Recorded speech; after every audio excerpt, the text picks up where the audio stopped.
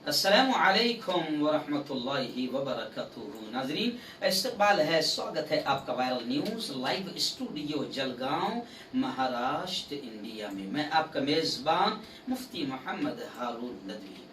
आइए prime news में एक बहुत ही अहम मुद्दे पर आज हम नजर डालते हैं। और आप और हम सब जानते हैं कि अब लॉकडाउन का जो मामला है, तकरीबन यूँ समझिए कि 100 दिन मुकम्मल हो रहे हैं। इन 100 दिनों में ईद का बड़ा त्यौहार भी मुसलमानों ने अपने घरों में मनाया, ईदगाह में हाजिरी नहीं हुई।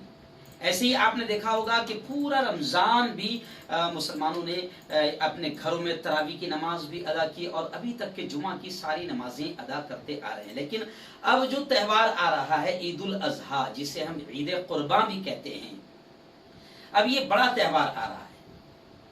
इसी को लेकर अब मुल्क के मुसलमानों में एक तरफ यूं समझिए कि बेचैनी का माहौल भी देखा जा रहा है।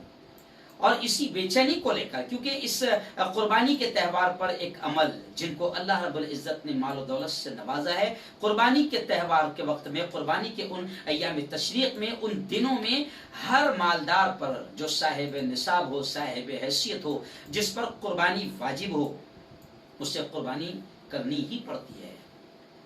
मैं आपको बता दूं कि इस वक्त बड़ी खबर आई है। अल्लाह सलामत रखे जमीयत उलमा के हमारे बुजुर्गों को, जमीयत उलमा के हमारे कायदीन को।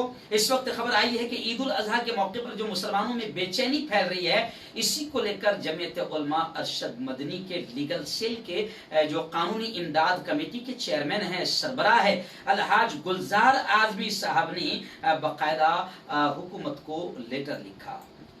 Chief minister of Maharashtra Uddhav ji Thackeray, ऐसे ही होम मिनिस्टर अनिल देशमुख साहब, ऐसे ही वजीर अकलियती बहबूद नवाब मलिक साहब और commissioner of Mumbai municipal corporation को खत रवाना किया। जमीयत उलमा महाराष्ट्र के दफ्तर से जारी उस लेटर के मुताबिक, जो मेरी निगाहों के सामने आज, हालांकि मैंने सुबह तकरीबन 12:15 से 12 बजे के करीब मैं डायरेक्ट एडवोकेट शाहिद नदीम साहब से मेरी बात हुई, जमीयत उलमा महाराष्ट्र के मुंबई के ऑफिस से, और ऐसे ही मैंने डायरेक्ट अलहाज गुलजार आजमी साहब से बात की इसी ताल्लुक से कि आखिर क्या है उस लेटर में।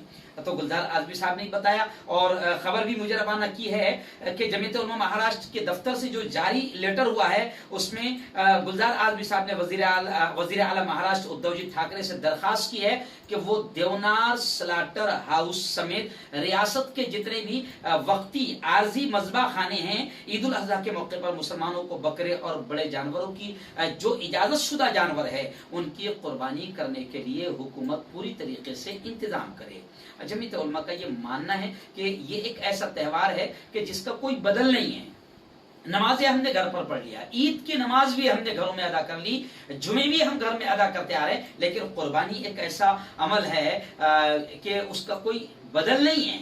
इसलिए अब जमीयत उलमा ये मुतालबा करती है कि कुर्बानी के त्यौहार की पूरी तरीके से इजाजत दी जाए।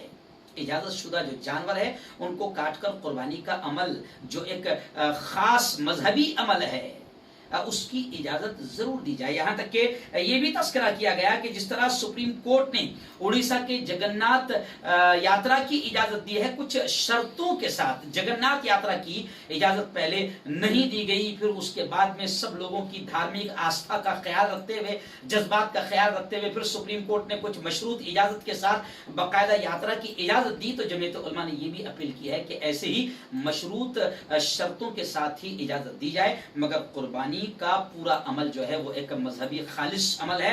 मुसलमानों को कुर्बानी के त्यौहार की पूरी तरीके से इजाजत मिलनी चाहिए। इस तरीके की मालूमात लेटर के जरिए से डिमांड और मुतालबा हुकूमत से किया गया है। गुलजार आजमी साहब ने यह भी बताया कि हर साल जब कुर्बानी का मौसम आता है तो बाकायदा म्युनिसिपल कॉर्पोरेशन की, बीएमसी की और आला अधिकारियों की बाकायदा मुसलमान जिम्मेदारों के साथ बैठकर मीटिंग होती है और पूरा प्लान और मंसूबा बनाया जाता है किस तरीके से अमन अमान के साथ इस त्यौहार पर मुसलमान अमल करें। बहुत मीटिंग होती है, बातें होती है, लेकिन पता चला कि अभी तक ऐसा कोई मामला बीएमसी की जानिब से या कॉर्पोरेशन की जानिब से या मंत्रालय की जानिब से ऐसा कोई मीटिंग का मामला नहीं आया है।